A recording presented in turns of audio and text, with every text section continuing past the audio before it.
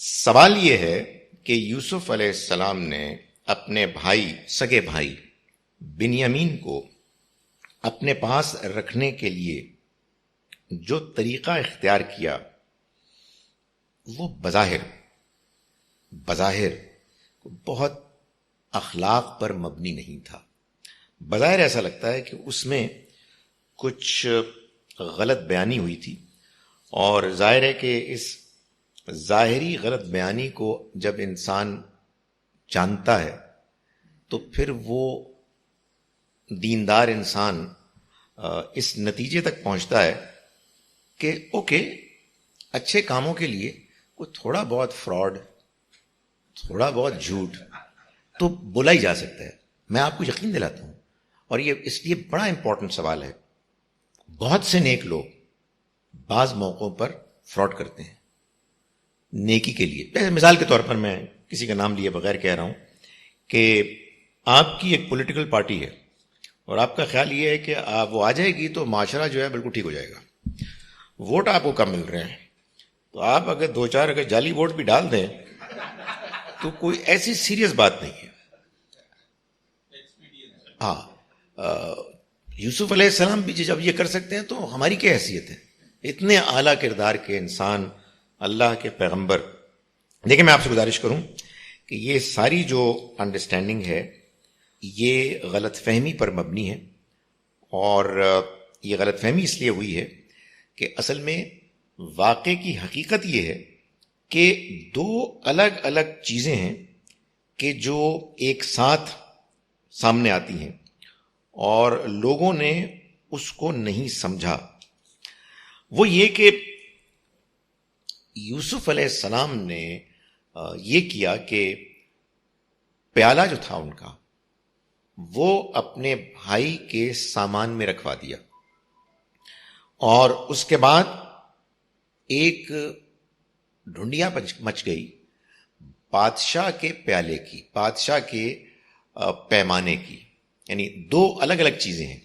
ایک ہے وہ پیمانہ کہ جو ڈالا گیا ان کے سامان میں، اور ایک دوسری چیز ہے کہ جو بادشاہ کا پیالہ ہے.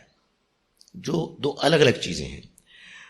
یوسف علیہ السلام نے اہتمام کے ساتھ جو ان کے سامان میں چیز ڈلوائی وہ پیمانہ تھا، لیکن جو بعد میں چیز تلاش کی جا رہی تھی وہ بادشاہ کا پیالہ تھا کہ جس کو کہ تلاش کیا گیا، اور تلاش کرتے کرتے جب باری ان کے بھائی کے سامان کی آئی تو اس میں سے بادشاہ کا پیالہ تو نہیں ملا لیکن پیمانہ مل گیا. یعنی ایک جو ہے اس کے لیے لفظ ہے السقایا، جو یعنی پیالہ ہے، اور جو دوسری چیز ہے وہ پیمانہ ہے کہ جس کو کہ پہلے ڈالا گیا. اب آپ یہ کہیں گے کہ اس میں معاملہ ہوا کیا؟ بظاہر ایسا لگتا ہے کہ یوسف علیہ السلام کی خواہش تھی کہ ان کے بھائی ان کے پاس رہیں. میں ان چند مسنگ چیزوں کو فل ان کر کے بیان کر رہا ہوں.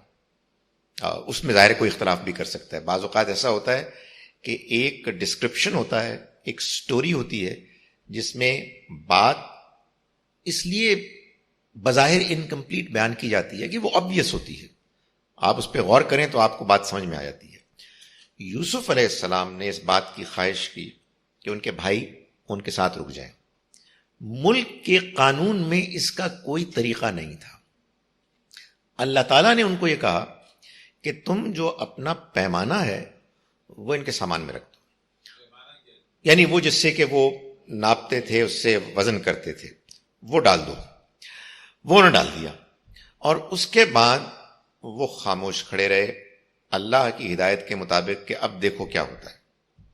اور ہوا یہ کہ ادھر بادشاہ کا پیالہ کھو گیا اور تلاش شروع ہو گئی، اور ہوتے ہوتے ان کے بھائی کے سامان کو تلاش کیا گیا تو معلوم ہوا کہ وہ پیالہ تو نہیں لیکن پیمانہ مل گیا. تو وہ بھی ایک طرح کی ان کے قانون میں چوری تھی. جو چیز یوسف علیہ السلام نے نہیں کی وہ یہ ہے کہ انہوں نے کچھ بات نہیں کی. ان کو اللہ تعالیٰ نے ہدایت دی تھی کہ اب تم کھڑے رہو اور دیکھو کیا ہوتا ہے. اس میں کوئی ایسی چیز نہیں ہے کہ جس کو آپ غیر اخلاقی کہہ سکیں. یہ اصل میں وہی معاملہ ہے کہ جس کو میں اور آپ بھی کبھی کبھی تجربہ کرتے ہیں کہ ہم اپنے اللہ سے دعا کرتے ہیں کہ خدایا یہ معاملہ ہو جائے، تو کوئی یہ فیصلہ کرتے ہیں، کوئی یہ فیصلہ کرتے ہیں، کوئی ادھر سے کوئی گاڑی آتی ہے، ادھر سے دکاندار کچھ کرتا ہے، اور ساری چیزیں مل ملا کے وہ کام ہو جاتا ہے کہ جو کام اصل میں آپ کرانا چاہتے ہیں. اصل میں یہ ہوا تھا. لوگوں نے در حقیقت اس بات پر غور نہیں کیا کہ جو بات بیان ہوئی ہے اس میں دو الگ الگ اشیاء کا ذکر ہے، جس کے نتیجے میں اگر آپ پوری بات کو سمجھیں تو بات یوں نہیں ہے کہ انہوں نے پہلے وہی شے ڈالی اور پھر وہی شے نکال دی اور اعلان کر دیا کہ وہ گم ہو گئی ہے. نہیں، ایسا نہیں ہے. جو شے ڈالی، اعلان گم ہونے کا کہیں اور سے ہوا، اور پھر اس کی تلاشی شروع ہوئی اور پھر وہ ان کے ہاں سے ملا. سو یوسف علیہ السلام نے، اللہ معاف کرے، کوئی فراڈ نہیں کیا، کوئی جھوٹ نہیں کہا، کوئی دھوکہ نہیں دیا. یہ ایک معاملہ ہوا اللہ تعالیٰ کی جانب سے ایک غیر معمولی مدد کا، کہ جو اگر قرآن مجید کے الفاظ پر غور کیا جائے تو بات سمجھ میں آئے.